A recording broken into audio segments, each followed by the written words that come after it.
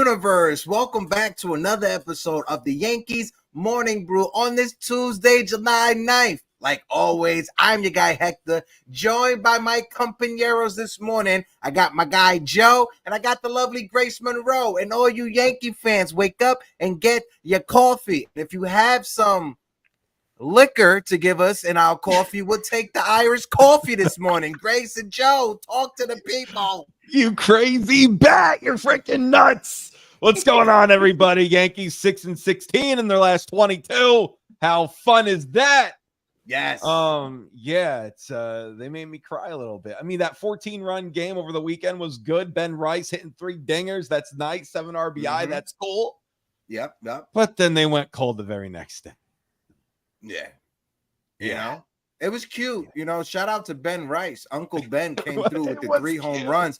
First Yankee rookie to have 3 home runs in a game. So you got to give Ben Rice his flowers. This kid, he has energy, right? But Ben Rice is not going to save our season, right? Juan Soto and Aaron Judge can't be the only offense that we have out of this lineup, right? We can't have 2 out of 9 guys stepping up and showing up every day. Grace Monroe, the floor is yours. Let the people know how you feel. I just want to say I'm Irish, so every coffee is an Irish coffee to me. But sure could use an Irish coffee, and I had my fair share this weekend because I had to drink my sorrows away in the swimming pool because this team gives me agita, whatever the Italians say, agita. That's what I'm getting. Yeah, exactly. I have to give the chat a warning, everybody. Maybe just take your volume, turn it down just a little bit, because this Southern girl is about to show you something, okay? I'm feeling extra feisty. I got maybe 3 or 4 rants loaded, locked and loaded, ready to go, okay? So I'm ready to pop off at any minute. And I'm just giving y'all a warning right now. This is your viewer warning. Consider yourself warned. Okay. All right. Oh, that's a fair word. Joe, you ready for that warning, Joe? Yeah. I want Grace. I won't even try to match you. I'll just let you go. I'll let you go. I want to shout out the chat before we continue. Shout out my guy Italy Jet in the building. Italy, how are you doing, you handsome bastard? You, our friend Jonathan is in the building. Of course, Grace Monroe saying good morning, y'all. On Dios NYK. Our friend Frederick is in the building. Frederick, how you doing, my guy? Hope all is well. Salute, 3 capital X's. My guy Lou is in the building. Of course, my brother TC Stills is in the building. TC, I miss you, big fella. D's channel is in the building. The best producer out there on YouTube, my man Jiggerman Porter, was in the building. Nosebleed section, how you doing? Frankie Rivera, how you doing? Big time Jerry, salute, 3 capital S's. Of course, Richie Martinez in the building. And I think D is telling you to go off, Grace. You got permission from our friend D to go off. And shout out to everybody who's watching us on Instagram, if you're watching us on Facebook, or if you're watching us on the Elon Musk machine, formerly known as Twitter X right now. Click the link in the bio and jump on over to YouTube to join the conversation. But we got, why I can't get this off? Hold on. The chat is acting up. I can't get this off. Gotta remove that. We gotta jump into the first topic. And we gotta talk about it. Aaron Boone, right? Aaron Boone and the job security that he has, or the lack of job security that some Yankee fans may want him to have. And I get it. I understand the frustrations, but there's 3 different people on this panel. It's myself, it's Grace, and it's Joe. And I know the 3 of us, we don't all share the same opinions. This is not an echo chamber. So we may have different opinions when it comes to this. But me personally, I get the frustrations. I get it when it comes to Aaron Boone. Trust me, I get it. But when you look at how the Yankees have been operating, over the past 7 years, we got rid of Joe Girardi because the Yankees wanted to go young. And by going young, Joe Girardi is almost in his 60s as well, right? I know a lot of people are saying Donnie Baseball. Donnie Baseball is in his 60s right now. With the Yankees going young, with young players, not the old veterans that they used to go out there and just buy in free agency. With the direction that the Yankees are going when it comes to relying on young players, they're going to want to have a manager who's as young as well, so he can relate to these young players. At least when it comes to Aaron Boone, you got the highlights from 2003 when he hit that walk-off home run that's still on YouTube, right? I would love for Willie Randolph to walk through that door. Willie Randolph, he can't relate to these young players on this team. He can't relate to the Volpe. He can't relate to the Ben Rice. He can't relate to Luis Hill. He can't relate to the young players, right? I would love Carlos Beltran, but the Yankees would never give Carlos Beltran a chance. I would love Tony Pena, but it's not going to happen. Maybe Jorge Posada could possibly happen, but I don't think it's going to happen in the middle of the season. So I'll let Grace and then Joe. Grace, if you want to go first, and then kick it over to Joe, however you guys want to do it. I see we got Damian backstage, so I'm going to bring up the screen and set it up for Damian. Go ahead, Grace. I have so much to say, but let me first of all say, Hector, I respect you, but I respectfully disagree with what you're saying. Okay. You can't tell me that the Houston Astros didn't love playing for Dusty Baker, a man who was on the same team with Hank Aaron. This man has been around baseball, okay? He led them to a championship, and they would have run through a brick wall for him. They loved him, and he was hard on them.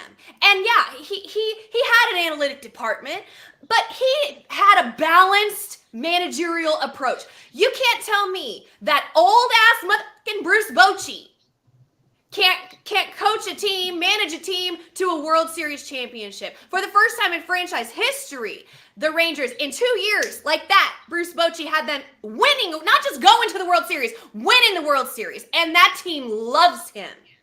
So I don't want to hear, we need a young guy. The old guys can't do it. I don't know what the solution is.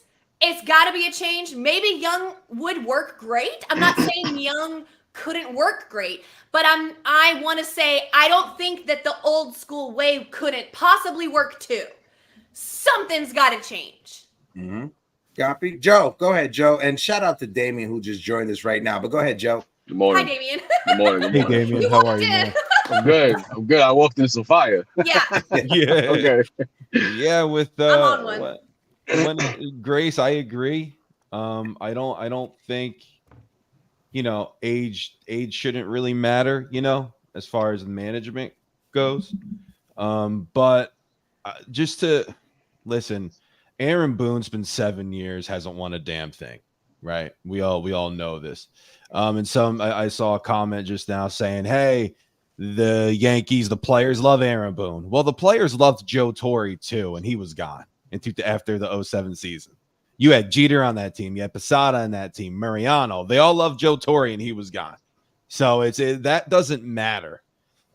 But to give to not be so hard on Aaron Boone. Aaron Boone, is he the one that is causing LeMahieu to stink, to suck? He's not. No. Did he cause Giancarlo Stanton to go on the IL for the 76th time? No, he did not. Did he say, hey, Rodon, you're going to suck at pitching now after being an ace in April and May? No, he didn't. So if changing now, the one thing that I don't like is the attitude of this team. That's where Boone comes in, and that's where it's like, okay, with Trent out there in center field, I don't care, Trent. I don't care if it's an 8-4 game. Make that play. That's why you're out there for your defense, Trent. You're out there for your defense. Right. That's the only reason why you're there, bud. Right. And honestly, Trent, it's you're not good enough to you don't mean that much to the team to make a play like that and get away with a play like that. So it's maybe a Juan Soto if he was a little lazy, sure, or an Aaron Judge, okay, but not you, Trent. You're hitting a $150. What are we doing? So so that part of it, I absolutely hate and can't stand. But as far as it's they all just collectively stink right now at the same time, like almost all of them. And I can't put that on Boone.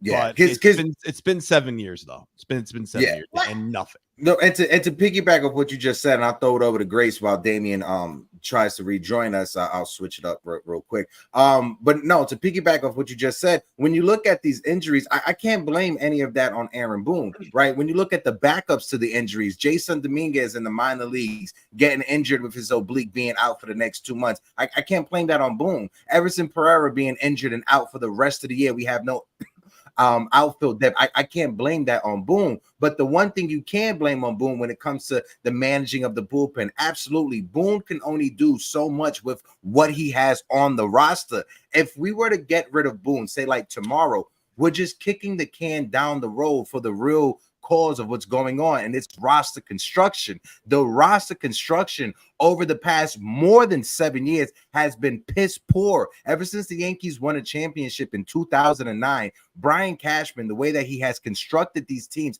have been poorly managed. It's poor play. It's poor acquisitions, I should say. You're bringing in Jacoby Ellsbury. You're bringing in Brian McCann. You're bringing in Carlos Beltran. You're bringing in Chase Headley. Look at all the veterans he's brought over here over the past 10 years, and they haven't worked out. He brought over Kevin Youkilis. That didn't work out. He brought over Matt Holliday. That didn't work out. He traded for James Paxton. That didn't work out. None of these moves that I'm making or none of these things are Aaron Boone's fault. This all falls on Brian Cashman. So if we were to fire Aaron Boone against Tampa Bay or against Baltimore, which I don't think the Yankees would do because these are real important series coming up. We don't want that extra friction. But if the Yankees were to fire Aaron Boone at the All-Star break or at the trade deadline, we still have Brian Cashman. And now we have a new manager, and you're giving Brian Cashman more of a leash than he already has. Because if a new manager comes in, well, we changed the manager. Now we have the next 3 to 4 years to figure it out. You're just kicking the can down the road for the real issue, and the real issue has been poor roster construction. I hear what you're saying, Hector, and you're not wrong. However, it's not working. The bottom line is it's not working. So what I mentioned last week when we were talking about Aaron Boone and his style of management, and I said there's 2 styles of managers that you can have in a job. There's a micromanager who's on your butt. I'm trying not to cuss, y'all, but I am close. There's the type of micromanager who's on you for every little thing, right? Reprimands you, overanalyzes you all the time, right? And then there's the type of manager who's your buddy, right? Who makes you want to do the right thing because you love the manager. Well, that's the type of manager that Aaron Boone has been. He has been, I'm never going to throw my players under the bus. I'll take a bullet for them. I will never blame my player for anything, any mistake that they have. I will cover for them in front of the media. Let me take care of it, right? But that only works if your team backs you up. And they haven't been backing him up. So it's not working. Him going out there and not blaming Gleyber Torres for his lackadaisical defense, or blaming Grisham for that play in center field, or blaming Volpe for not knowing if a ball was foul or fair or running it out to home plate, or blaming DJ LeMahieu for not getting a grounder at third or getting into a rundown when he should have between first and second, or not blaming this or not blaming that. Him taking these bullets for his team only works if the players go out there and play their hearts out for him to back him up. And they keep saying, we love Boone, we love Boone, we love Boone. Well, we don't see it because you're leaving him out there to die. You're leaving him out there. So if you love Boone, like you say you love Boone, go out there on the field and show it. Because he's out there taking bullets for y'all, but you won't do the same. So it's not working. I love Boone. Do you love Boone, Damien? Go ahead. Go ahead. Man, listen, 2017, Joe Girardi took this team to the ALCS who had no business being in the ALCS. Let's call it what it is, right? Yeah. Then they said, we'll pivot. We're going to kick Joe Girardi out, who won the championship, and we're going to pivot to Aaron Boone. Boone was supposed to take this team to the next step. He hasn't taken them to the next step. He's the only manager in New York Yankees history to have managed 5 years or more and never made a World Series appearance. With that being said, the team likes him. The teammates like him. They don't respect him. Okay. So at the end of the day, I go back to there's so many different things that come with Boone. And is it solely a Boone problem? No, it's not solely a Boone problem. It's an organizational problem. It's a leadership problem, starting from the top to the bottom. But when you're the manager of the team and you look at the team, no effort on the field. They play with no heart, right? You have DJ LeMay, mind you, have DJ LeMay running. They bobbled the ball twice. Somehow he still made it there, right? Didn't hustle out the box. Aaron Boone says, no, I didn't get to see the play. You didn't see the play? Was the bubble in front of your face? And then 2 seconds later, he says, DJ hustled.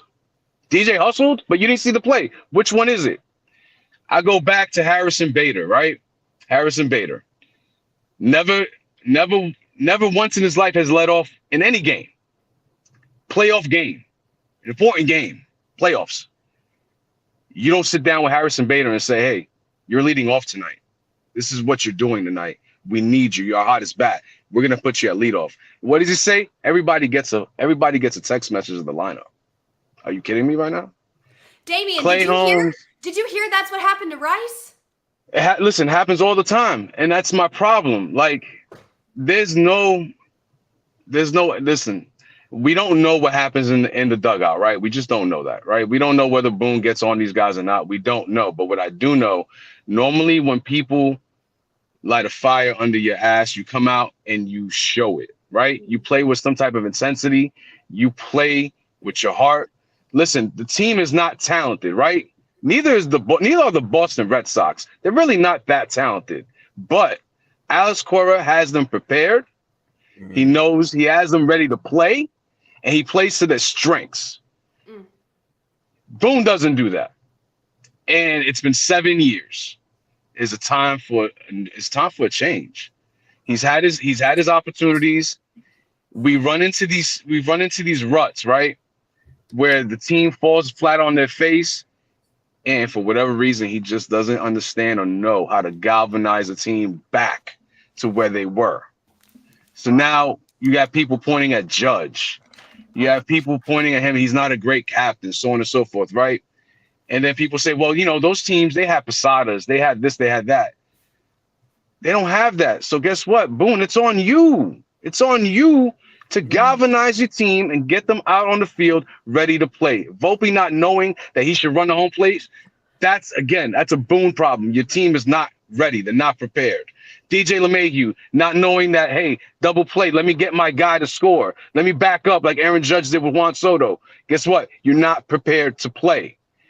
Grisham, you tell the media that's how he plays defense. It's not on him.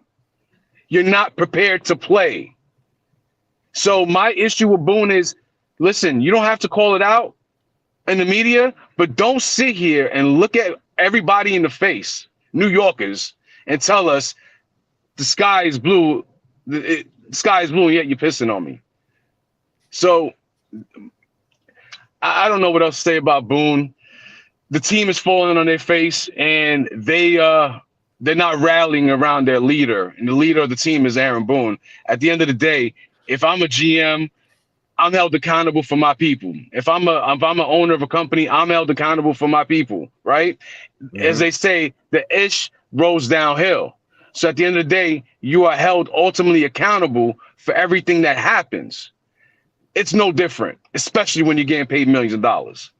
So Aaron Boone, it's been nice knowing you. I hope this year they don't extend you, because a new voice needs to be made in this clubhouse. I know the team, supposedly they love him, but I'm sorry, they don't respect him. It's clear the way they play. They just don't. Yeah. Go ahead, Joe. I'll let you go before I respond. Shout out to everybody that's in the chat. I'll bring up your comments momentarily. Erica's in the building. My friend Sierra, how you doing? Go ahead, Joe. I mean, Damian took the words and he just took them right out of my mouth. And I echo. Listen, like he said, it's 7 years. Girardi, he won a championship. Torrey, he won 4. And are we just? Is it honestly just he's easy for Brian Cashman to work with? Like, is that the reason why he's still at the helm? Is that the reason why he's the manager of the Yankees? So, and also too, but if you terminate Boone, what, you have Ausmus in house. I think that's why they brought Ausmus here. Yeah. Was because of that. Was because, hey, he has experience. He's not a Boone guy. You know, like Casey, he was a Boone guy. Ausmus is not a Boone guy. So you bring in Brad Ausmus just in case if you have to terminate Boone because you just went 82 and 80.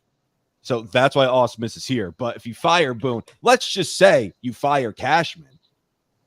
If Hal, he wants to, you know, fire Cashman and do it. Who comes in and takes that spot? You know, who's the Yankee GM now? You got two choices. You got two choices here because it ain't working, right? We can all agree it ain't working, okay? Maybe it's Aaron Boone's fault. Maybe it's not. We can go round and round, okay? But you got two choices. Either Aaron Boone himself has to change or you have to change Aaron Boone. That's it.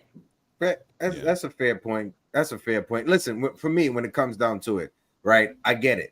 Again, it feels like we're having a funeral service right now with how down the energy is because of the Aaron Boone conversations. But I get it. Over the past 7 years, Aaron Boone hasn't won a championship. I get it. The frustrations are there after Joe Girardi in 2017 brought us to the ALCS after missing the postseason for how many years in a row. I get it. I understand it. And a lot of people like to bring up, oh, if George Steinbrenner was around today, George would do this, George would do that. George was suspended by Major League Baseball for how many years? All right. George traded away 2 Hall of Famers in the 80s and left Don Mattingly to rot.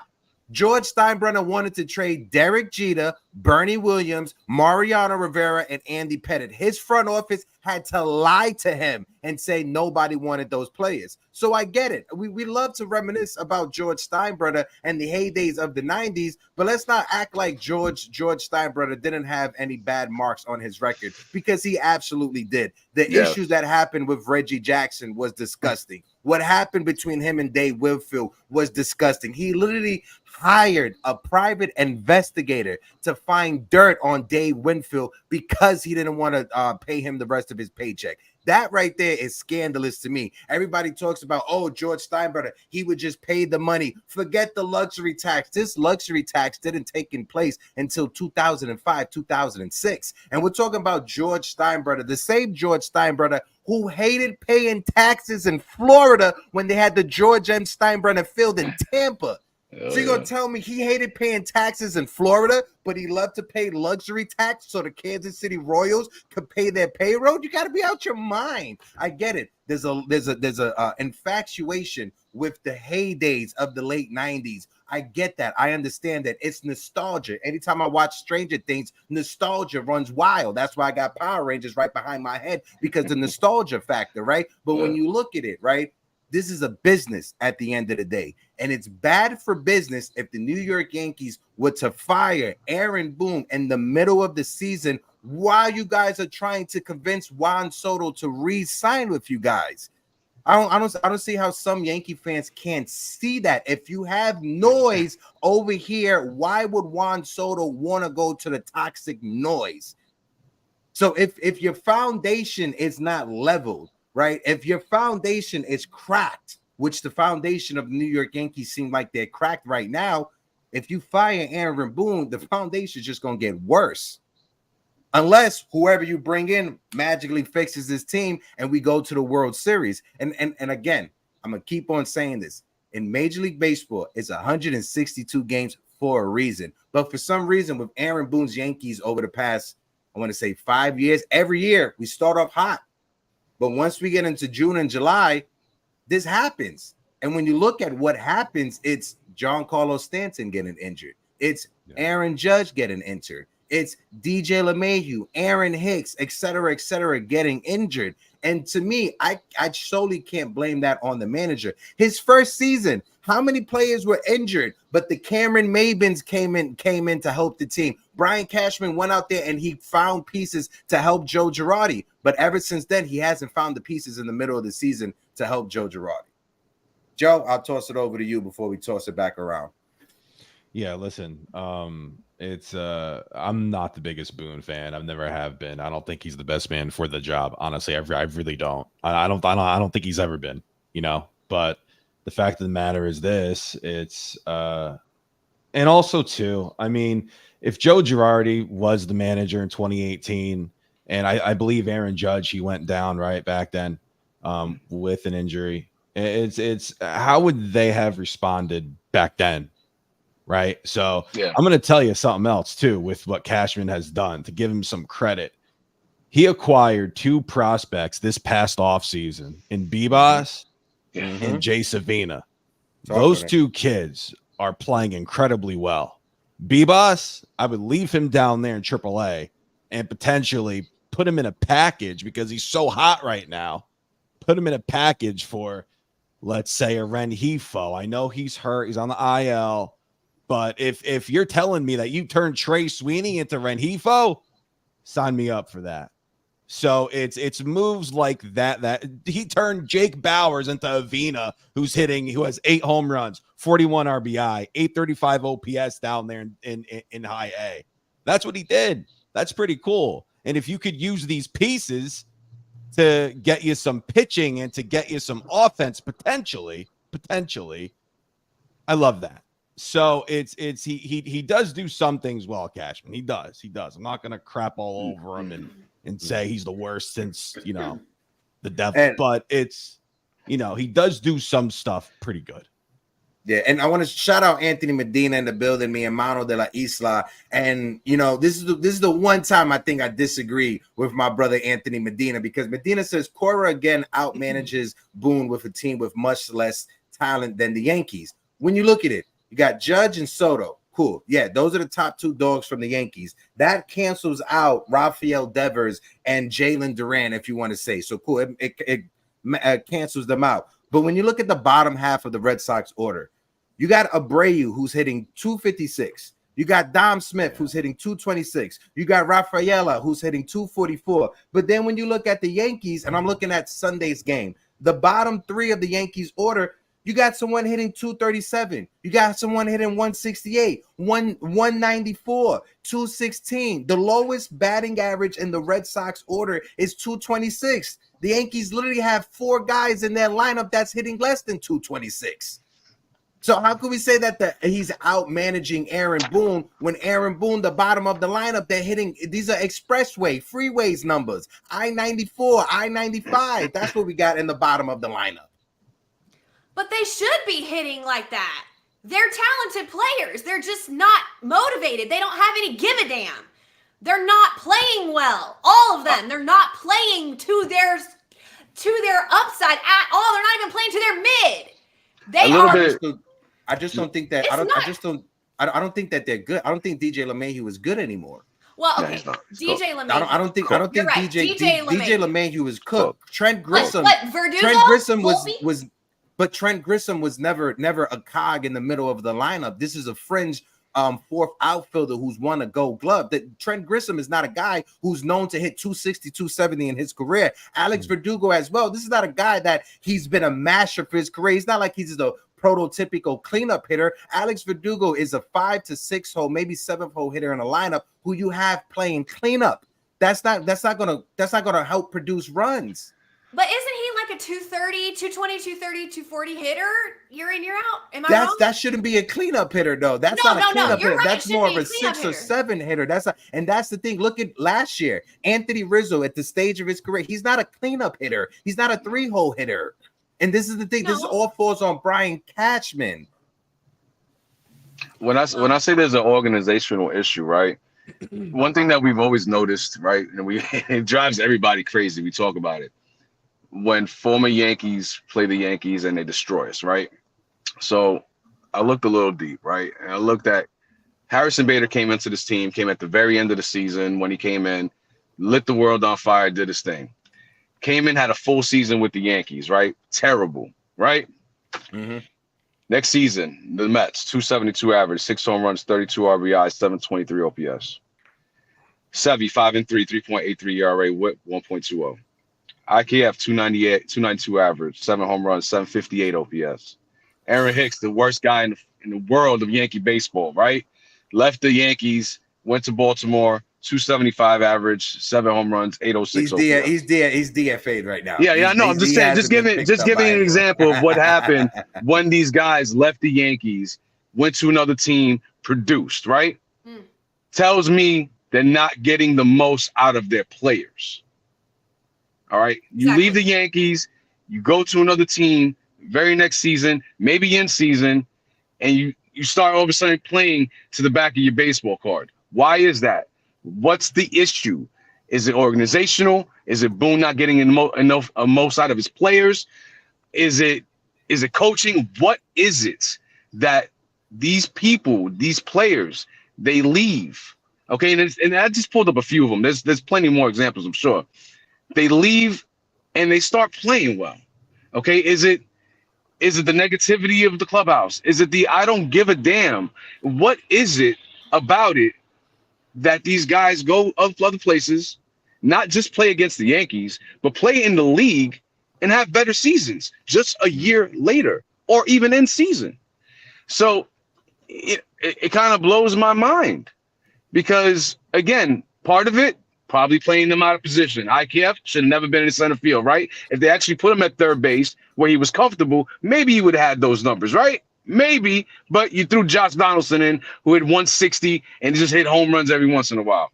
Maybe. You know, who knows? Sevy, probably was time to go. Bader, like I said, came in, world on fire, did his thing in the playoffs next season. Everybody wanted to re-sign him, right?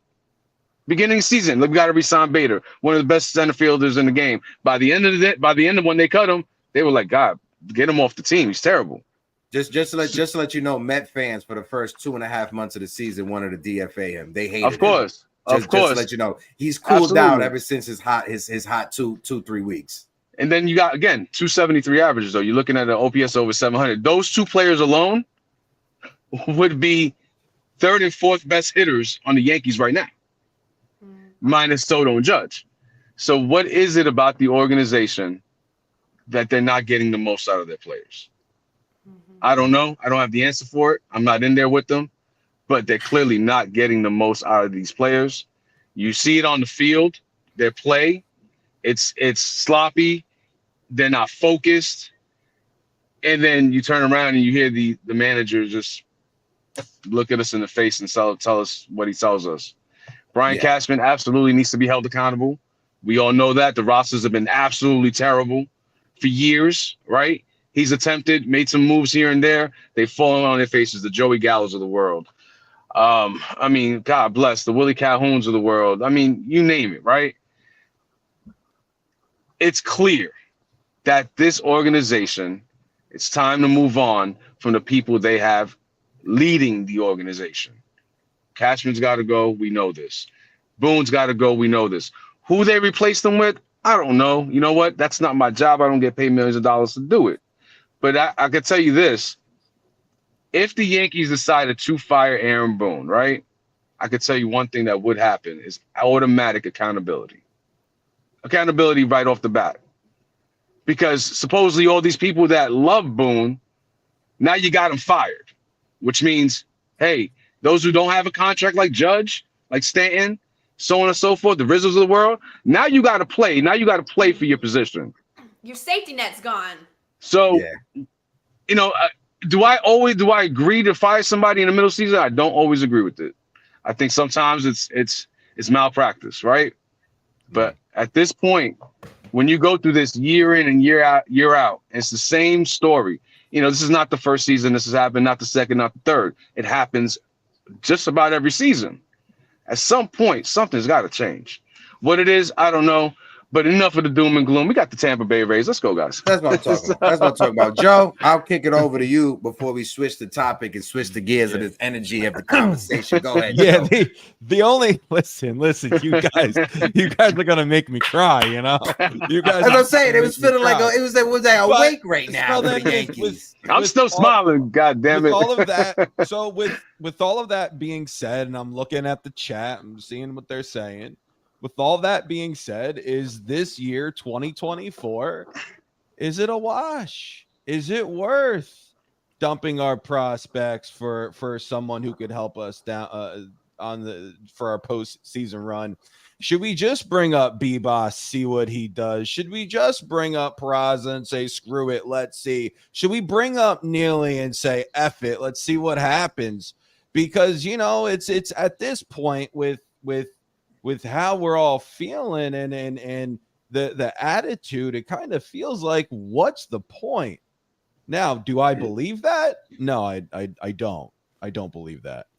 But it's almost like, hey, if we feel this way about Aaron Boone, what makes you think come postseason time it'll be a different story? It won't. With Brian Cashman, if we have no faith in him, then what's the point in him making a move for whoever? And what if they fall flat? Then it's, so it's just like at that point, when you start talking this, like, oh, Cashman stinks, Boone stinks, it's almost like what's the point now? And we're only 3 games out of first place. And I know it's been bad, 6-16. I've been upset the past few days. I've been mad, especially over on my channel. But honestly, but I still think that, hey guys, it's not over yet. We can still do 1 or 2 things where, hey, maybe, just maybe. But at the same time, too, it's, Aaron Boone, he's a pain in the ass. Like truthfully, honestly, he's a pain in the ass because he's just so it's like, what's the point? Like, I don't know. I will say this though. I will say this though. Coming into the season, I told a lot of people it wasn't going to take one off season to fix 5-6 years of terrible roster construction. There you go. I told people that you got Juan Soto, great. That's the start of it, right? You got a couple other pieces. That's the start of it, right?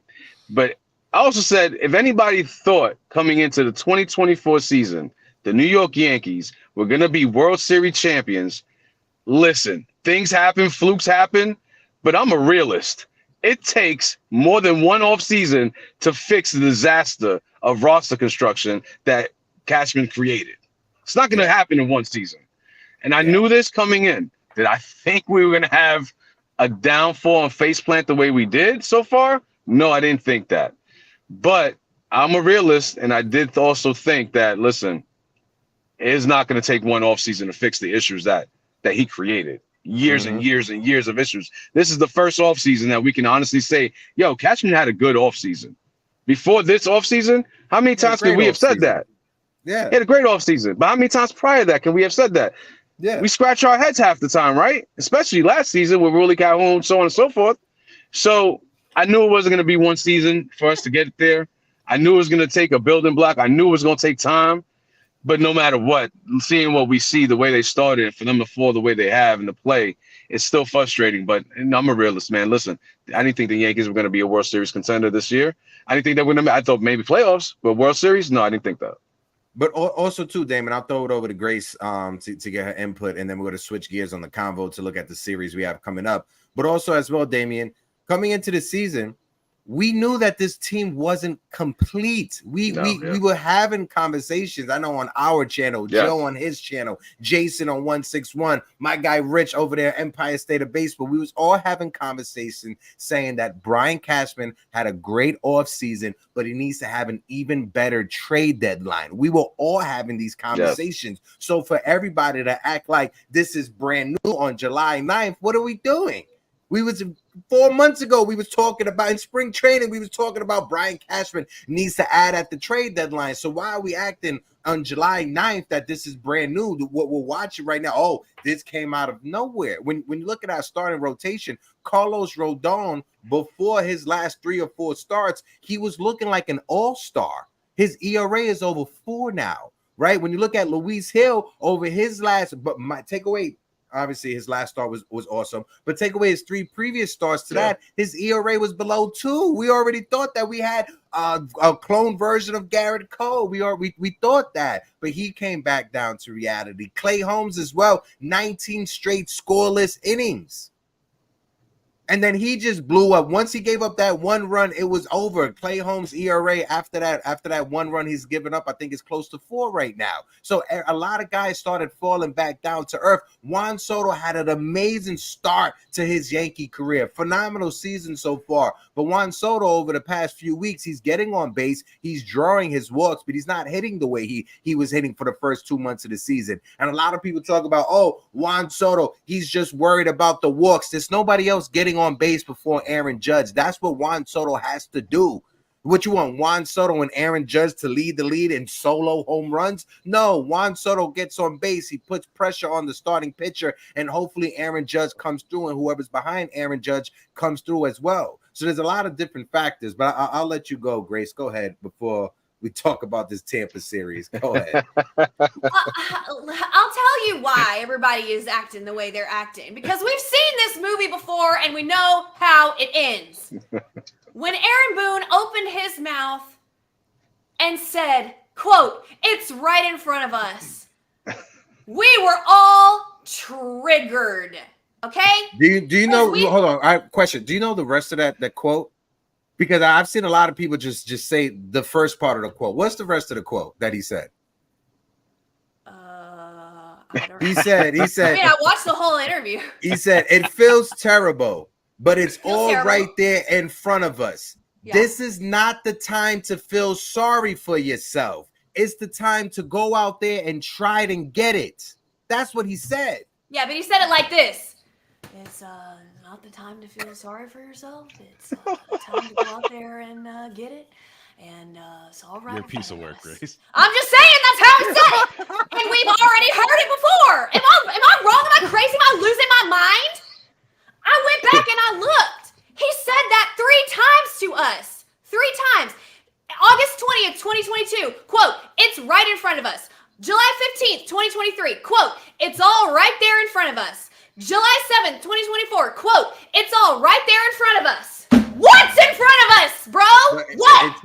In 2022, he banged the table, though. You ain't banged the table, Grace. You Bang the gotta table. bang the You gotta table. bang You're right. the table. You gotta bang the table. It's right You're in right. front of us. You're And then right, he but banged I'm the just table. saying that's why, because we already know how this is gonna end. If this was the first time, maybe we wouldn't be freaking out. Maybe we'd be telling everybody, it's okay, it's not even All-Star break yet. We have time. Giancarlo's coming back, Martian's coming back, Schmidt's coming back. It's all there in front of us, guys. But guess what? We've heard it before. It's falling on deaf ears. We don't want to hear it anymore. Funny story. Yesterday, I had a lady. I said, "Man, Grace, where's I it love at?" that, Grace. I love y'all. Yesterday, I had a customer. Funny true story. And I said, "Man, where's it at?" She goes, "It's right in front of us." Yo, let me tell you, I looked at her so stank. I looked at her like, "Are you kidding me right now?" No. Okay, so even with all the doom and gloom, right? We got a series coming up with the Tampa Bay Rays, and then we got a series coming up with the Baltimore Orioles. As of right now, the Yankees are 3 games behind the Baltimore Orioles. Like I said, we got a series coming up against Tampa, and then we got a series coming up against Baltimore. When it comes to Tampa, this could obviously be good for the Yankees, or this could just spell disaster for the Yankees, because the 3 pitchers that the Yankees are facing, all of their ERAs are over 4. So it's either the Yankees are going to hit and score more than 10 runs, or those 3 pitchers are going to turn into Cy Young for these next 3 games. Dominate. And just one hit us over the next, how many innings? Over the next 27 innings. Dominate. So, Joe, I'll toss it over to you. Let's get your key notes when it comes to this Tampa Bay series. Who needs to fix things up for the Yankees to rewrite this ship? Go ahead, Joe. If the Yankees do not, listen, 3 out, right? The first place. Boston's 4.5 out of where the Yankees are, right? So there's the separation is kind of closing in. This is a very important series for them, obviously. Then they have Baltimore. Oh my God. We could maybe see the Yankees we could be behind Baltimore, let's say 5, 6, 7 games by the break, if things continue to go this poorly. And then Boston could catch up. So it's, Hector, I don't know how to feel, bro. Honestly, I feel like the wind is out of my sails. I feel so unmotivated right now to even talk about this effing team. I really am. Is Boone your I'm manager, aggravated. Joe? I'm pissed off. It's like I just want to chill out on my deck that I built 2 weeks ago, and I just want to look up at the sky and say, God, Shout out to why? Shut- God, why? Why? We go with that Juan Soto. What the hell was the point? Really? Oh my god. We got Juan Soto. Okay, nice. I love him. I love Joe. What was the point? I Yeah. love Joe. I love him. Seriously. It's like if this team wasn't any good, not constructed well, then why the hell did we get Juan Soto for? Why did we trade Drew Thorpe away? Michael King, why did we do it? What was the point? Yeah. No, it's just my hands. I don't know. I don't know what to do, guys. I don't know what to do. I talk about the Yankees for a living, and I cry every day. They make me cry every day.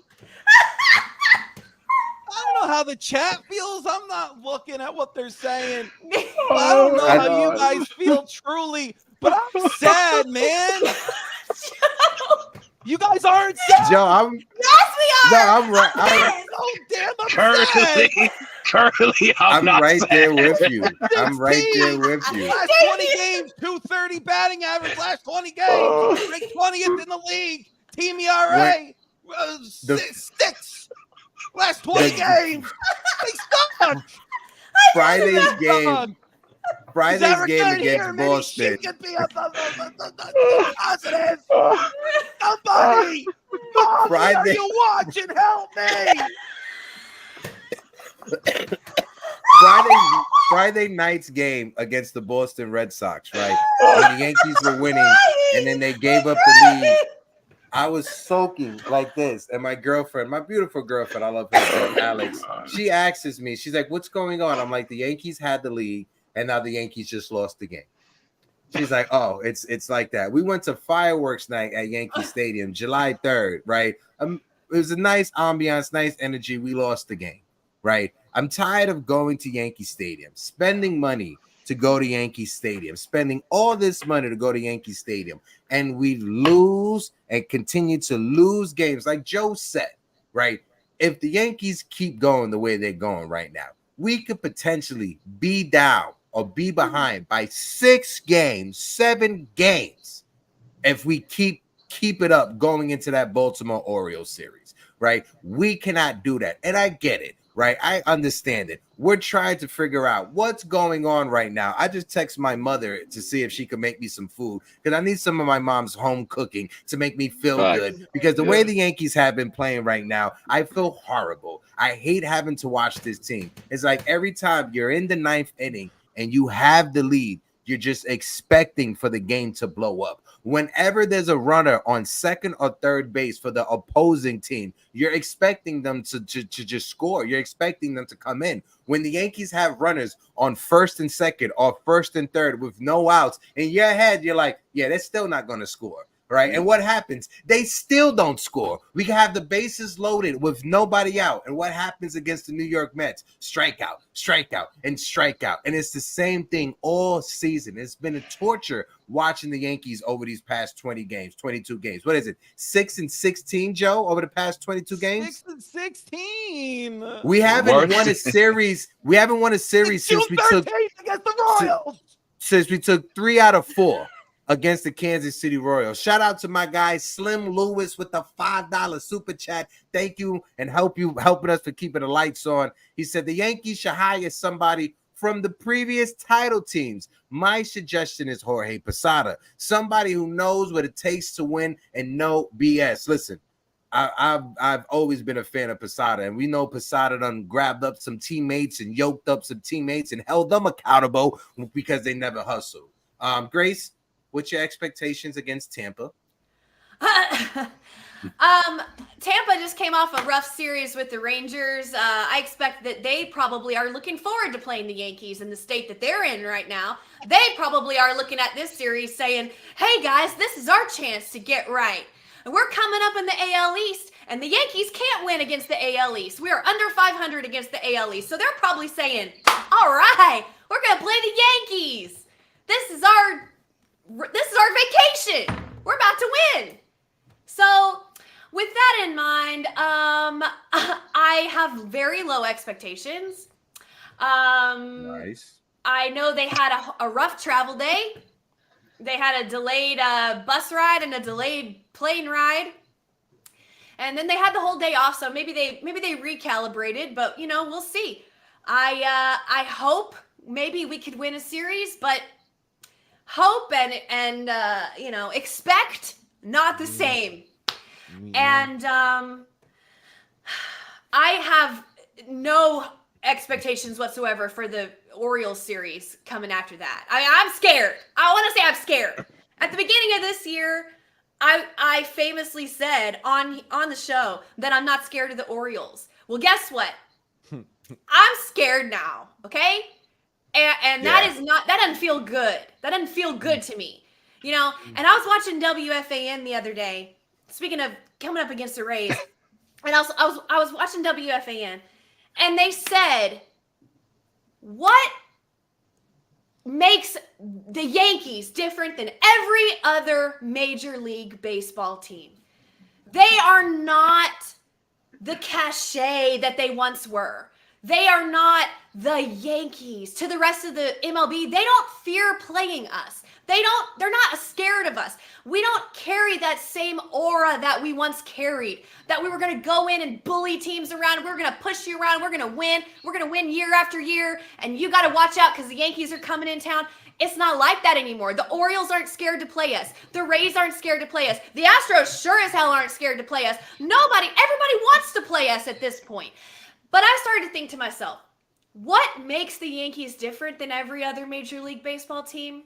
And I'll tell you, the fans. That's what makes us different than every other Major League Baseball team. That's a fact. We have the best fan base in the world. We have the biggest fan base in the world. And we care the most of any fan base in the world. And this is where I'm going to bring it back to the Rays. You don't think the Rays would kill to have even a quarter of the fan base that the Yankees have? They can't even sell tickets to their postseason games. When we go down and play them, it's like Yankees South. The crowd is full of Yankees. And what has Juan Soto been quoted as saying from playing for the Yankees? What's the biggest difference he's noticed? The fans. Everywhere he goes, every away game is like a home game. Who does that? The fans. The fans. So you better watch yourself. If you alienate the fans, that's what makes you special. We're what makes you special. Shows like ours. Content creators on here all day long talking about how much we love the team. We care about the team. We're passionate for the team. And we pay all this money, back to your point, Hector, going to the games. We pay all this money. We fly across the country to see them play. We save up money. We do all this stuff for what? For them to not even try? What it looks like to us is a lack of care. I can't say that it is. I'm not in their brain. I'm not in the dugout. But it's what it looks like to us. How dare you? How dare you treat the fans that way? Bingo. I'm done. Bingo. Shout out to everybody that's in the chat. We got over 150 of y'all beautiful people rocking out with us right now. If you guys can, please smack that like button. We got close to 70 people watching us on YouTube, and we're sitting at 32 likes. So let's smack the like button. Let's run it up to 60 likes on the stream. And if you haven't hit the subscribe button, hit that subscribe button. We are on our way to 5K subs. Dame, I'll toss it over to you, and then I'll throw it up to Joe to give us his last take so he could dip out before he goes, and we'll keep the show going. Go ahead, Dame. Gotcha. Biggest series of the first half so far. Shout out to Uncle Rodney in the chat. Go ahead, Dame. Biggest series of the first half, by far. We have to win this series. It's a must. It's a must win. If there's ever a must win prior to the playoffs, it's now. Because absolutely you're going into a buzzsaw in Baltimore, as we all know after this. So the Yankees need to focus on this series. Don't look past the series. Don't focus on Baltimore. Try to handle business in Tampa. This is the first time 7 years that I haven't gone to a Yankee game at the Trop. Obviously, you guys know I'm in Tampa Bay, and I refuse to spend money on it. I can't. So they gotta right, as Boone famously says, it's time to right the ship, right? So right in front of us. It's right in front of us. At the end of the day, listen, in all seriousness, they're facing, again, 3 pitches over 4 ERAs. We all know how that can go. Either they're going to get shelled or they're going to hit. Which Yankee team is going to show up? The only thing I care about, right? I don't care if we even lose the series. I just care that they play fundamental baseball, run the bases well, don't make mistakes, don't play lackadaisical, and act like they want to win. Because there can only be 2 players on the field that care. Can't just be Soto and Judge, right? We've seen what happens when Soto is on, as example, Team Dominican Republic, right? World Classic, and got into it with other players on the team for their lack of effort.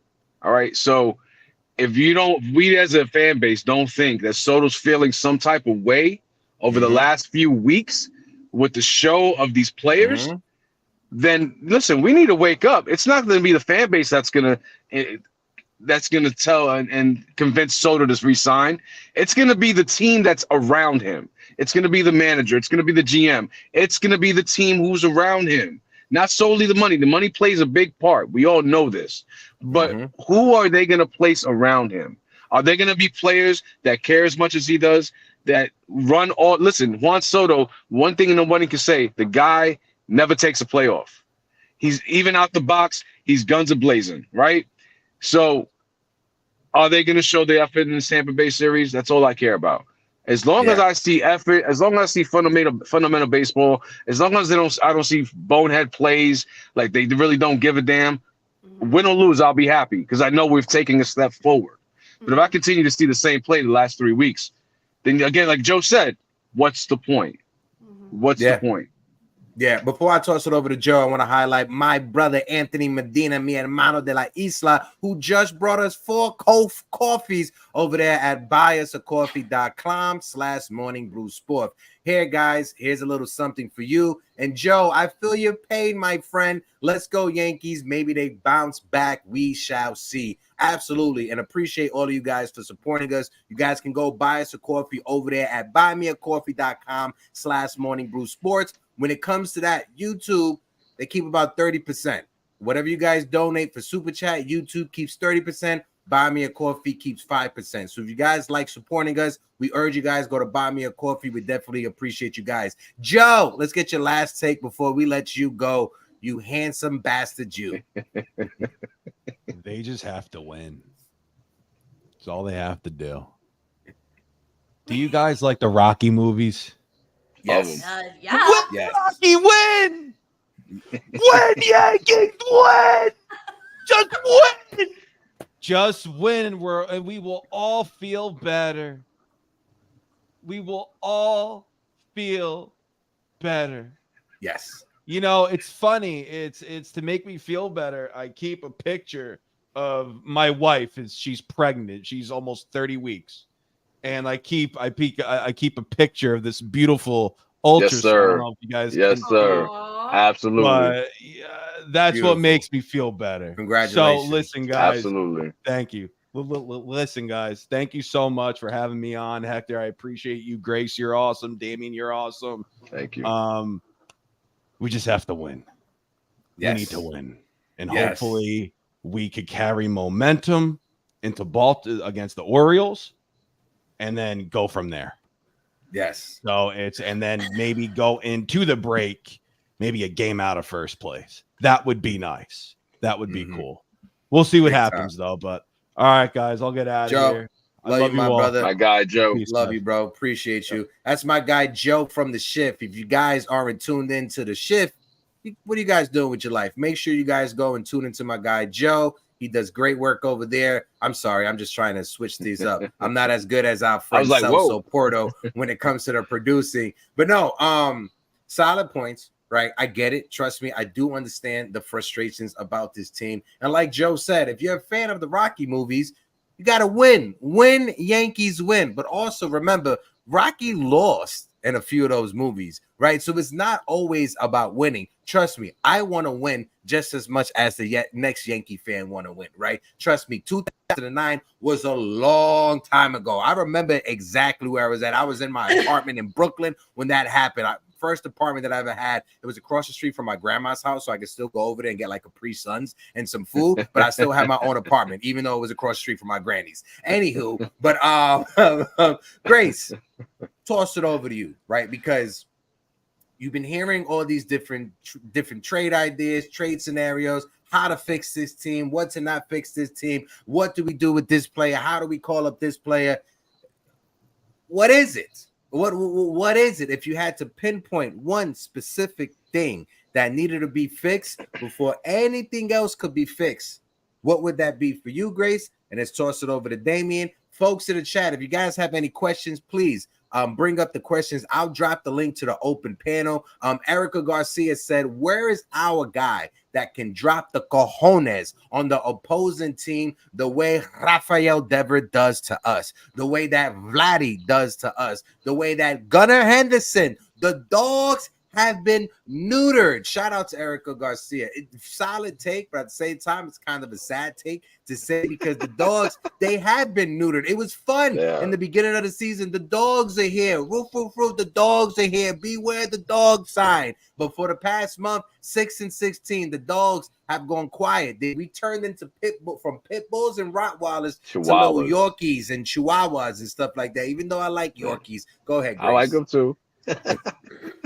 First, I want to say I'm with Damien on I can love my team through losses, period. I'm not going anywhere. I'm a Yankees fan, diehard Yankees fan forever. If they're losing, but they're trying, hey, I'm here. I'm going to the game. I'm wearing my pinstripes. I'm proud. I love them. But if they're losing the game the way they're losing, that's when it's very, very upsetting. It's very frustrating, right? So like Damien said, if they're playing good baseball and they're out there trying and they're giving effort and they're still losing, then hey, you lost. You know, it's like you said about Rocky, like you said about Rocky, the Rocky movies. He tried, you know, he just got beat. And sometimes that's what it is. 162 games, you know, and you can't win the World Series every year. Yeah. But hey, you still love him. You know, you still love Rocky. You still love the team. And it is what it is. And I know Willie Calhoun is always catching strays on our show. But Willie Calhoun, God bless him, he tried. He just wasn't good enough. But he tried, you know, so like it is what it is. But let me not digress into that whole thing. What are we going to do, right? What are we going to do going forward? The biggest thing that needs to happen is that the players that we have currently need to do better. Mm-hmm. How do you get that to happen? I'm looking at Aaron Boone. Now, I'm not saying you have to fire him right now or anything. I don't like to call for people's jobs. I don't like Aaron Boone as a person. Maybe I don't like his style of managing, but I like him as a person, okay? I need him to wake his team up. I need him to have a come to Jesus. That's what we call it in the South. Come to Jesus moment, okay? He needs to have a come to Jesus moment with his team, okay? This is his last year. If they want him to keep his job, they have the power to do that. They got to wake up. They got to play better. Our players have to play better. Now, some of our players, like what I was saying about Willie Calhoun, just can't. And I'm looking at DJ LeMahieu. Oh, it hurts me to say this. I love DJ. He's been great for what he's been the last few years. I wanted to re-sign him just like everybody else. Same. But man, it's not even his fault. He's just father time, injuries. Yeah. He's a bench player. He's a bench player now. You know, put him on the bench. Let him come in for defensive replacement late in games. You know, later he's got veteran, experience and whatever. Let him do that. He doesn't need to be starting, anymore. But what are we going to do? Who are we going to start, right? Well, first of all, actually, I would address the bullpen. I still think that that's our biggest problem. Immediate problem, even more than the bats, because if the players we have start playing better, which I know is pie in the sky, we will get Giancarlo Stanton back, we will get the Martian back eventually, and we'll get Birdie back. Birdie's going to be a huge get for us too, and we're not really thinking about him because he was hardly here, it feels like. But Rice He is getting produced. hot. He produced Yeah. though when he was here. The little bit of time he That's produced, right. he was a pesty hitter. He got on That's base. right. He played That's a right. solid defense. I'm sorry, Grace. Keep And cooking. some home run. Yeah, he was. But we'll have him and I need Verdugo to come out of his slump, like for real. I need Volpe to figure it out. Now they dropped him down the lineup. Hopefully he can get back to his approach that he was doing at the beginning of the year in the bottom of the lineup. I would love that. Rice is getting hot. Okay, and then we'll get Giancarlo Stanton back. All right. I still would like another bat. Okay, but first and foremost, I gotta get pitching. Clay Holmes. Sorry, Damien, to trigger you. but Clay Holmes with his blown save the other day. Y'all, if that happens in the postseason, Yankees fans everywhere are going to be on their decks screaming, why? Like, Joe. I mean, what are we going to do? It's got to be bullpen. I'm focusing on the bullpen still. Yeah. I would like a third baseman, like a slugging third baseman, but I don't know who that is. That's not going to cost an arm and a leg. I'm not the best on trades. I'm pretty open here to some trades. We got to make some moves, and we got to shore up the bullpen. No, I'm right there with you, Grace. For me, it's definitely the bullpen and then getting the power back, right? Yeah. I know a lot of Yankee fans. We talk about our prospects. Shout out to Dane Huber, but Shout out Dane. we're hovering over the panic button. Right, I was on with Brandon London from SNY a week or so ago, and he asked me. He was like, "Are you hovering over the panic button?" And my hand was up here, but it's getting closer to hitting that panic button, right? And at the trade deadline, you cannot let prospects stop you from adding to this team what you desperately need. Right, I want to see Spencer Jones with the Yankees. I want to see Jason Dominguez with the Yankees. But if a trade is out there that presents itself that can help us win a championship this season and still be contending for years to come, you gotta entertain pulling that trigger. I know you may not want to do it. I know some Yankee fans may not want to do it. But if we want to entice Juan Soto to stay with the Yankees, if we want to convince Juan Soto to stay with the Yankees, if we want to convince any other free agent that it's out there in free agency that, hey, the Yankees are an organization that is competent. The Yankees is an organization that is going to go out there at the trade deadline and improve to give you the best chance to win. If you want other players to see that, you need to set that example at this trade deadline. You cannot let this trade deadline come and go and all you add is a C-level talent. No, we need more than C-level talent. We need a closer, right? We need to move Clay Holmes out of that closer position because right now he can't handle it. It is weighing on him. The pressure is weighing on Clay Holmes. As soon as a runner gets on base, Clay Holmes, he starts panicking. Done. When there's no one on base, Clay Holmes, he could get some of the best out there. He is lights out. But as soon as he walks someone, because let's be fair to Clay Holmes, the first one or two hits that they're getting aren't line drives. They're little bloopers that find their way through the outfield. But then he gives up that 2-run home run like he gave up, right? And then the whole Rafael Devers point, and I'll toss it over to you, Dan. We got some more folks backstage. When it comes to the Rafael Devers point, the pitch that he hit for a home run, it was in the batter's box. Crazy. It wasn't in the strike zone. It was in the right-handed batter's box. And he went out there and he pulled it for a home run. So when you look at how the Yankees were trying, Luis Hill had 80 pitches going into that 7th inning. He got the first out, and then he had to face Rafael Devers with over 80 pitches. I would have left him in the game also. 99% of us would have left him in the game.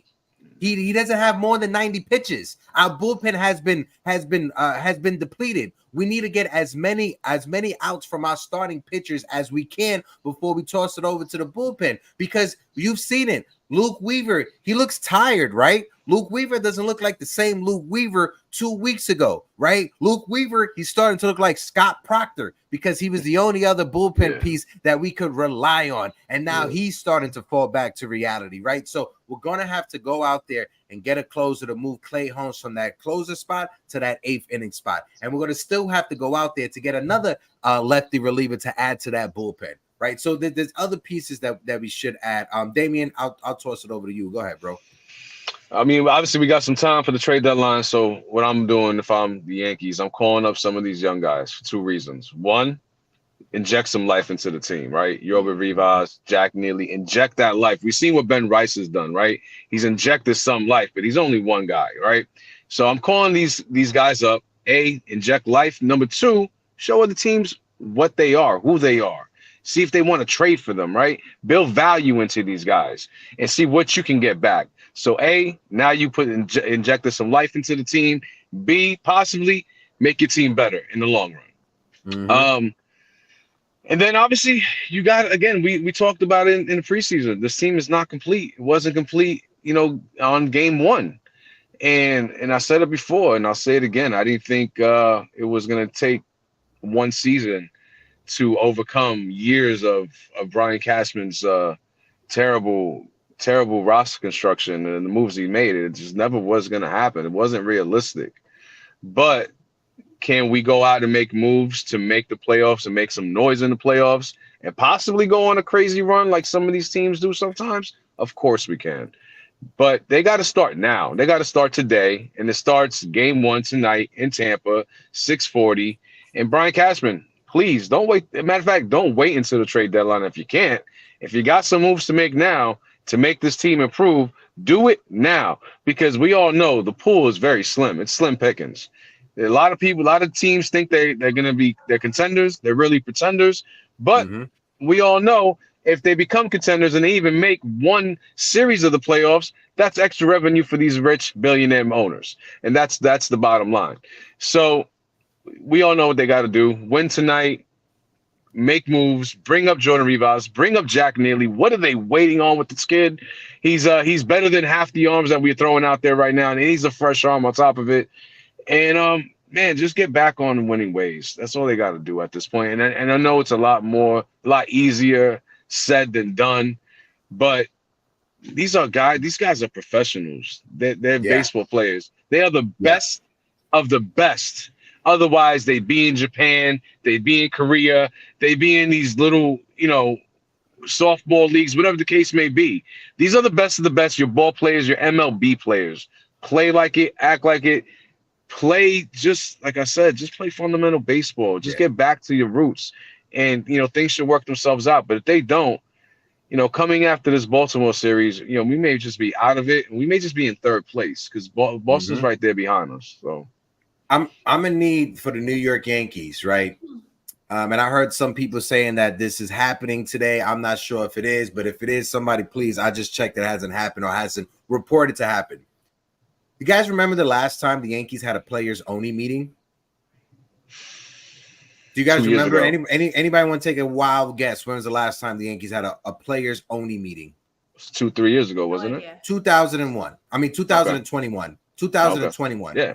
Okay. Aaron Judge called the players only meeting. I'm gonna need Aaron Judge to call another players only meeting to have a conversation with his teammates. Right before the Mets went on this run, the OMG Mets, make it happen Mets, they had a players only meeting, right? Lindor called it. Yep. Lindor called it, right? I know a lot of Yankee fans, they want to see Aaron Boone, him accountable. Again, I'm joking, I'm paraphrasing. I get it. I know a lot of us fans, we want to see Aaron Boone hold players accountable. But when is our captain going to hold his teammates accountable? When is our captain going to pull over his teammates and say, listen, Trent, we don't do that shit here. Sorry for cursing. We don't do that here, right? The same way he went over to Marcus Stroman and said, listen, the way that you was acting, you could have done the same thing to Trent Grisham, right? And I get it. We want to see the manager who's in charge of this team set the tone. But you also need the players that are on the team who are supposed to be leaders. They need to set the tone, and they need to lead by example. Because when it comes to accountability, Joe Torre, he held players accountable, absolutely. But at the same time, Derek Jeter, he set a standard that players had to follow. And I don't think and I'm not saying Aaron Judge is not setting a standard. I don't want anybody to take my words. But I need Aaron Judge, when players aren't hustling, I need you to go over there and have a conversation. Or if Aaron Judge is going to do that, maybe we're not seeing it. Maybe he's doing it in the corridor. Maybe he's pulling players to the side and doing it. We don't have eyes inside of that dugout or inside of that locker room 24/7, if you guys get what I'm saying. But these are millionaire athletes. These athletes that get paid millions of dollars. The only players that aren't getting paid in the millions are Anthony Volpe, right? Austin Wells, and Oswaldo Cabrera. Besides that, everybody else that is on this roster, they have a 7-figure paycheck, and you guys get paid millions of dollars to play a child's game. This is children's sports. You get paid this amount of money to play. I'm gonna need you to be a professional. I'm gonna need you to show up every day. I'm gonna need you to be ready. I don't need. Why do millionaires they need their hands held by their manager? Can somebody explain that to me? Why is it that an athlete making over 7 figures, why do they need to have their hand held by their manager? Why does the manager have to walk them to, hey, listen, you're leading off today, this is what you need to do? No, you're a grown-ass athlete. You're a major league player. At the last second, you get told that you're leading off, so get into it. Get into gear, switch things up. When I used to work EMS and I used to walk in, right? If I'm supposed to be on 17J2, J3, which was 2 or 3 at nighttime, right? If I'm supposed to be on that bus, if my time is supposed to be from 7 at night to 7 in the morning, if my relief is not there to relieve me, do I get to complain and go home? No. By law, I have to stay on that ambulance until I have relief. If I walk away, I lose my EMT card. I don't need someone to hold my hand and show me what I need to do. So why is it that I could do that, but somebody who gets paid millions of dollars, they need another grown-ass adult to hold their hands and walk them through and say, listen, this is how you should play. Listen, you need to hustle. No. As much as we want to see Aaron Boone hold the players accountable, I'm going to need to see some of the players holding each other accountable. I think that's a fair ask to ask. Absolutely. Fair enough. Fair enough. Right. Absolutely. So we got some people backstage. I got Erica backstage. Erica, let me get a thummy wummy. Let me know you're ready to rock out. So let me switch things up. Dame, you still good to keep on? I just want to always... No, actually, I was gonna let you know. I gotta go. Everybody, have a great day. Go Yankees. Let's go. Hopefully we right this ship. And yo, chat. Have a good one. Put some smiles on your faces. I'm out. Bingo. That's Bye, right. Damien. Say something positive about yourself. Damien, I love you, my guy. I'm out, Appreciate brother. you, brother. Love you too, my man. Later, bro. It's my I love guy, him Damien. too. So let me bring up Erica right now. Erica, how you doing? I miss you. I hope you had a great weekend. I hope you had some great barbecue festivities. You had some hot dogs, some burgers. What you eat over the weekend? Oh man, I was down in LBI, down the shore in Jersey, and we had a Okay. lot of seafood, a lot of, just the regular stuff, burgers, hot dogs, everything. A lot of beer, tons of beer to help me cope with America. the Yankees losses. So it was fun. It was a good time. Copy. So go ahead, E. You've been listening to the conversation. Let's get your thoughts on it. You know, is Aaron Boone your manager? I mean, I guess he is. I don't know who to blame for this. I just want to know how we got to 50 wins first. I'm trying to wrap my head how a team can look so good and then fall off so sharply, right? Like Yeah. I was riding it. I said, "Hey, 1 week of bad baseball, that's baseball. Hey, all right, 2 weeks. Now we're on 3 weeks, man, and I understand slumps, but after the sweep by the Reds in your home stadium, that I felt the defeat because I felt like there was no life with this team. It feels like once we're out, I mean, once we're down like a run or two, it feels like we're out. The amount of ground outs that I'm seeing, Volpe rolling over pitches, Verdugo rolling over pitches, has been rolling over pitches for 3 years now. And then if Judge isn't getting the timely hits, that's when you really see the struggles. And really, I mean, Judge has come up in big opportunities, and it hasn't come up with the big hit. The holes feel like they're being dug deeper and deeper every game. I look at the lineup 1 through 9, and have like you guys have been saying, it's just Judge and Soto. But the good thing is I like what I've been seeing from the starters the past week. It's a step in the right direction. Cortez, I've said a lot about Cortez being kind of the weak link in this starting rotation, but he seems, he's been the most consistent. If that's giving up 3-4 runs a game, that's fine, because our offense should be more than capable to get over that. But right now it just doesn't look that way. But I loved Luis Gil's start. It sucks that they wasted it. Cole's start, it's not what you expect from Cole, but it was still enough to win a game. Our bullpen just lost it. So as far as the starting pitching, if we want to go in a positive direction, our starting pitching has looked better. But yeah, I don't even know if a deadline fixes this team just because of what Dame was saying. It's just poorly constructed. Yeah. Go ahead, Grace. It's hard because everybody's saying now we need second base, third base. We might need a first base platoon. We need some outfield depth. We need a bat. We need bullpen. We need starter. I'm like, We yo, need a whole team. we can get a whole team at the We trade need a whole deadline. team. It can't do that, you know? So, I mean, to hear Erica, of all people, be like, y'all, we're in trouble, that is like, y'all know I overreact. I stay dramatic. I stay dialed in at a level 12 out of 10, okay? But to hear Erica, you know, Yeah. I mean, y'all, it is crazy. But you're right. We got a couple positive things. Heel looked better. His last outing looked a little better. He kind of dialed back the velo a little earlier in the game. He kind of went deeper into the game and it had a little bit more control, which was really positive. I agree. Cole is still coming back, but he did well enough for us to win. Nestor looked great. That was the best outing Nestor had in a while, in my opinion. So, I mean, that's a positive direction. But yeah, if you want to go in the positive. But what about Rodon, Erica? I thought so. There was the game, was it against Toronto, where he had the bad first two innings, and then he really locked it in the rest of the game. Do you think something's lingering with him? Do you think something's bothering him and he's trying to fight through it? Are they changing his approach or whatever? They're like whatchamacallit? I'm blanking right now. But are they changing like what the game plan is for him? Because he's using less of his changeup and all his breaking pitches. Like, I don't know. And honestly, to Dame's point, like, again, why is it that a lot of these players, like a Ben Rice, comes in and he looks great? Is it because the offense? I mean, I mentioned in the chat, Judge's personal hitting coach said that their offensive development is garbage. For that guy to say that, and for the one guy that actually produces on the team to be lights out offensively ahead of everybody else on the team. Granted, this guy's generational legendary player, basically what he's doing this year. But that says a lot for me. Ben Rice comes up from the system. He's probably used to whatever offensive coaching or hitting coach that he had down there, and he's using that approach up here. How long until that approach changes because the analytics team comes in and is like, all right, well, we want you to swing more at this or whatever they do. Like, and then eventually he starts to slump.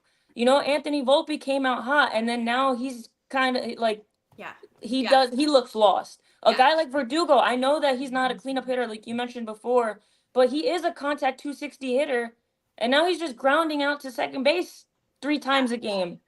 Like, dude, what is happening? Erica, you'll love this. You'll love this. So it came out. Okay, so the other day, the 3-run home, the Rice game, okay? You want to call it the Rice game where he hit 3 home runs, right? On his first home run, his swing, and he lifted it up, and I said, what in the... That looked like Judge's swing. And then guess what came out? Guess who Ben Rice has been studying with?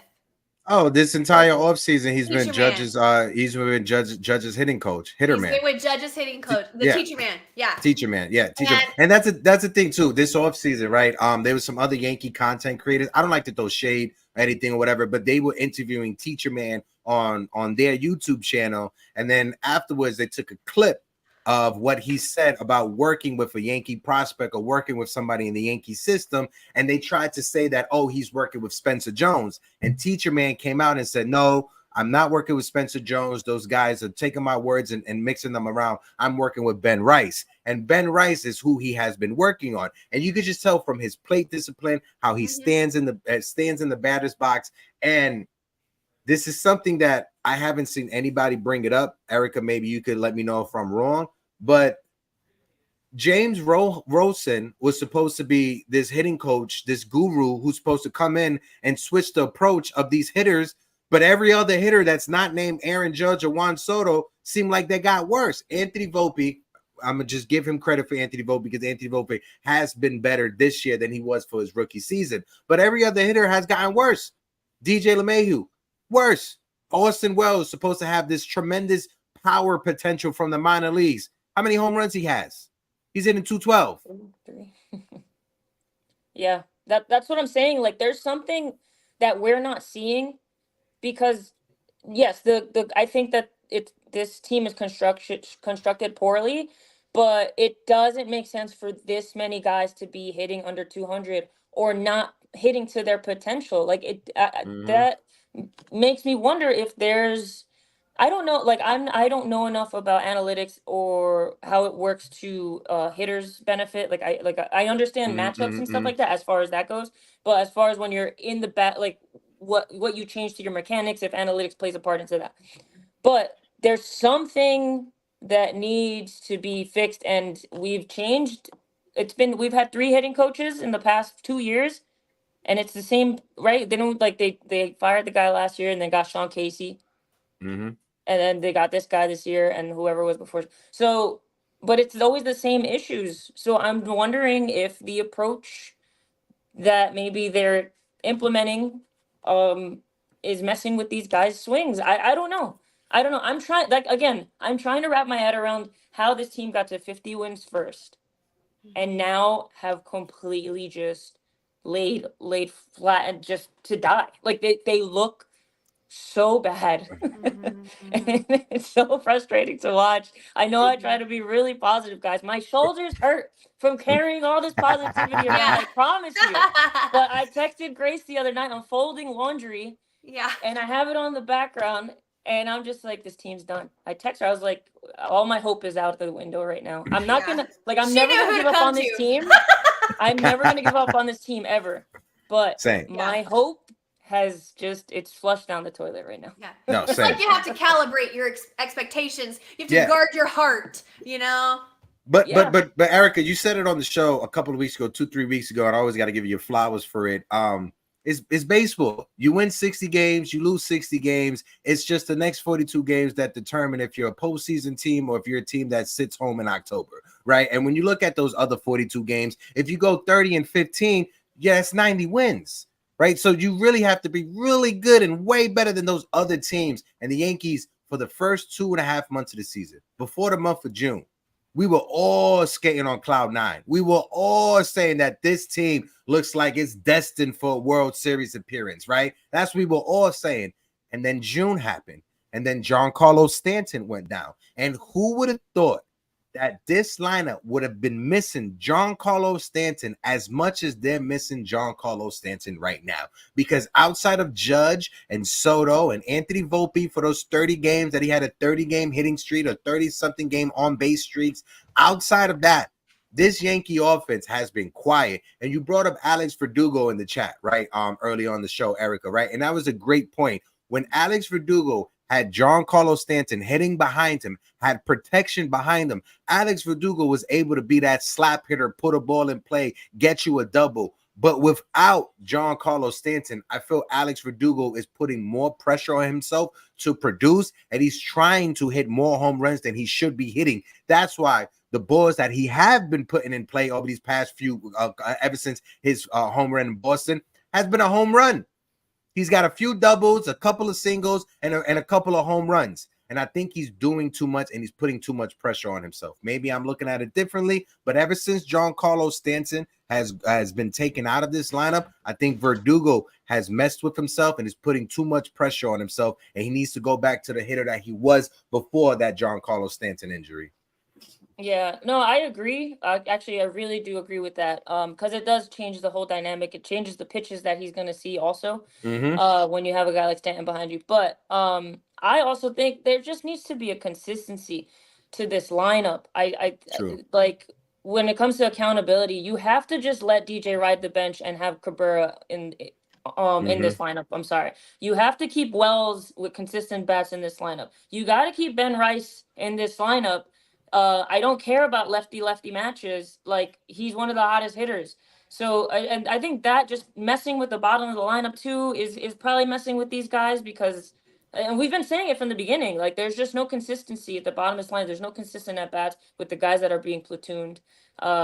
There's just it's a lot. It's really easy to point at everything when it's going wrong, right? I know that we've brought up these points even when they were winning, and you guys were right. Like a lot of people were bringing it, and I was like, why are you guys being so negative? Whatever. And now it's starting to prove true. So I'm just like, all right, you guys had a point, but yeah, I don't know. I don't even know what to say. I felt like Joe. I felt every word that Joe was saying. Or I was just like, I'm just so sad. I don't even know if they could win. Like, it just feels like I don't know if they could even win a game again. Like, that's where I'm at this point. Here's I'm trying to energize myself because myself and some other Yankee content creators, and shout out to Jaden Sheffield, Gary Sheffield's son, who gave me a follow on Instagram yesterday. But we're all planning to go to Yankee Stadium for the Subway Series, and I'm trying to energize myself to go. So please, if you're out there and if you're planning on going to the Subway Series at Yankee Stadium, let me know. Right, I need energy. I need excitement. I need to try to get down there. I need us Yankee fans to switch things up. If you got to look at it like this, the Yankees, when they're at home, they feed off of our energy in the stadium. And yes, you're gonna have a couple of dumbass fans that are drunk and are gonna boo Aaron Judge or boo Juan Soto. But I'm gonna need every other Yankee fan who is in that building. Yes, it may be depression right now, but please keep on cheering. Please keep on supporting your team.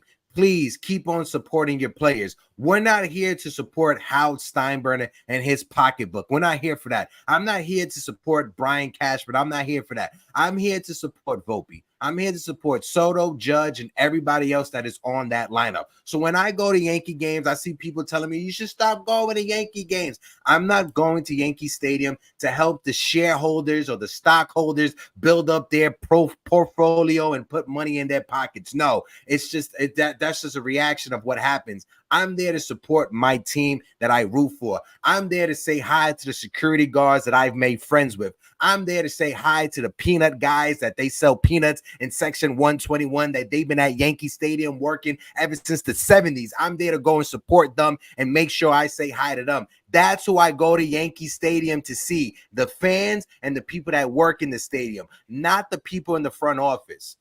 Just wanted to throw that out there. My fault, Grace. Go ahead. Yeah, no, I mean, I think that's a fair way to feel. I also think if you don't want to go and you don't want to give them your money, and that's a fair way to feel too. I mean, you can love the team however you want to love the team, so I would caution everyone to reserve judgment on people who choose to still go to the games, and also to reserve judgment on people who choose not to go to the games anymore. Yeah. But what I wanted to say was, when Erica was saying, you win 60 games, you lose 60 games, and then whatever the other 60, I can't do math, whatever. You know what I'm saying? And that's going to determine the season. What I wanted to say was, I'm not worried about us having a winning record. I'm not worried about us even having, ending the season with 95 wins. I still think we could totally do that. But that's not the point to me. The point to me is that against competitive teams, we look non-competitive.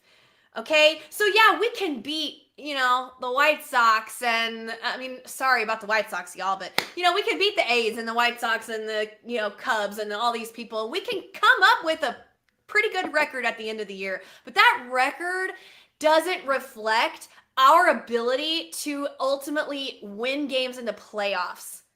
And that's what I'm concerned about. You know what I mean? Yeah. No. Shout out to the chat as well. I want to highlight some of you guys before we get ready to wrap things up.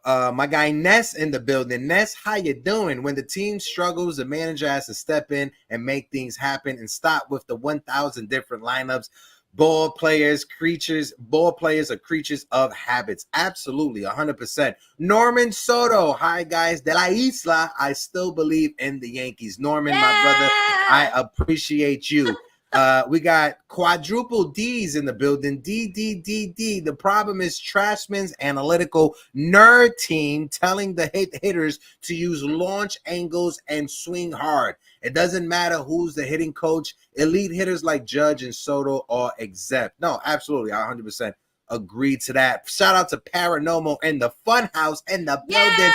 Mikey P is in the building. How you doing? Yankees thought it was a 75-game season. No, but appreciate all of you guys for always supporting, always being in the chat. Sherman Woods, how you doing as well? Of course, my guy Anthony Medina, mi hermano as well. Salute to you, Erica.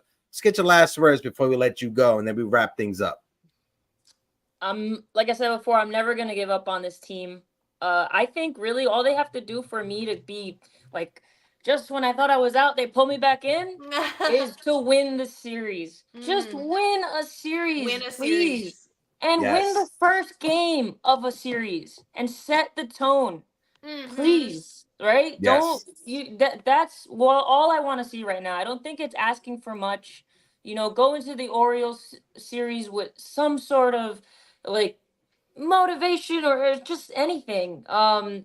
But yeah, if they could just win the series, I feel like I've been saying this for 3 weeks now and it hasn't happened. So we got Rodon, we got Stroman, we got our two most consistent pitchers, Stroman and Nestor, going in this series. So they should win 2 as long as our bullpen isn't completely depleted. I think we could do it. And I don't know who you guys think should be closing at this point. You guys want Tonkin in big situations rather than Holmes? Can we go get IKF to have him be our closer? Because he did good out the bullpen last year. He had an ERA below 1. You know, that's someone that we can rely on. No, honestly, as of right now, you got to keep everybody in their spots that they're in. If Luke Weaver wasn't looking sketchy over the past like week and a half or 2 weeks, I would say Luke Weaver, but he has fallen back down to earth. And I think if you put Luke Weaver into that role, he'll explode. I think you just have to ride who you have right now until you go out there and get someone, whether you call up a Neely from your minor league system, or whether you go out there and trade for a guy. But I think the Yankees, their answer to their closing situation is external, not internal. I think you go out there, you call up Miami, you try to get Tanner Scott, you try to get Nardi as well. Those are 2 lefties. Tanner Scott pitched the American League. He pitched against Baltimore. He pitched for Baltimore as well. So you can have him be your closer. I think he had 20 saves last year. He's pitching to an ERA under 2 right now. So I'm good on both those picks, on Neely and on Tanner Scott. What about you, Grace? Absolutely. I agree. Yeah, I agree. And I'm sick 100%. of Canely. I'm sick of Canely. I got no patience left for him. So. Word. And fix your pants, Canely. You don't have the same glutes you had 2 years ago, so the glutes aren't gluten like they were before, right, Canely? I still enjoy it. I still enjoy watching him in those pants. Appreciate all you guys for tuning in. Erica, thank you like always for giving us great insight. Appreciate everybody for coming up. Smack the like button, hit the subscribe button. Shout out to my brother Joe from the ship. Shout out to my guy Damian Serrano as well for helping us out. But until next time, make sure you drink some water, say something positive about yourself, and we'll catch you on Thursday. Deuces.